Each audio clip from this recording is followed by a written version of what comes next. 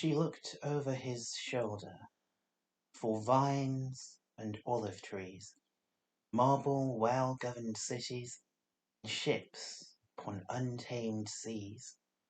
There on the shining metal his hands had put instead an artificial wilderness and a sky like lead.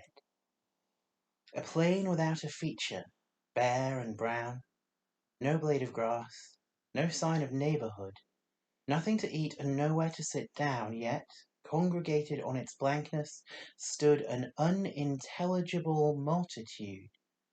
A million eyes, million boots in line, without expression, waiting for a sign.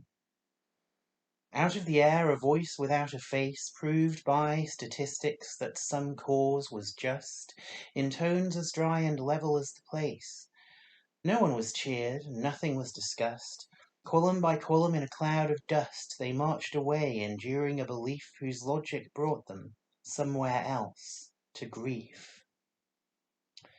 She looked over his shoulder for ritual pieties, white flower-garlanded heifers, libation and sacrifice, but there, on the shining metal, where the altar should have been, she saw by his flickering forge light quite another scene.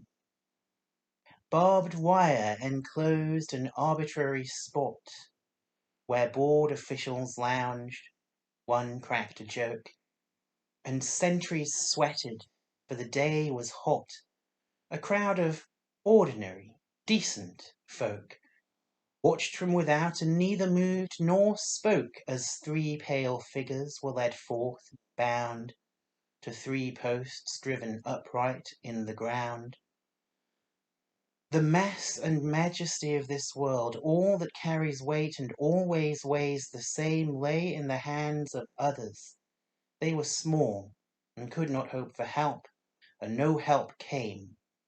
What their foes liked to do was done. Their shame was all the worst could wish. They lost their pride and died as men before their bodies died. She looked over his shoulder for athletes at their games, men and women in a dance, moving their sweet limbs quick, quick to music. But there, on the shining shield, his hands had set no dancing floor, but a weed-choked field. A ragged urchin, aimless and alone, loitered about that vacancy. A bird flew up to safety from his well-aimed stone. That girls are raped, that two boys knife a third, were axioms to him, who'd never heard of any world where promises were kept, or one could weep because another wept. The thin-lipped armourer, Hephaestus, hobbled away. Thetis of the shining breasts cried out in dismay at what the god had wrought to please her son, the strong, iron-hearted, man-slaying Achilles, who would not live long.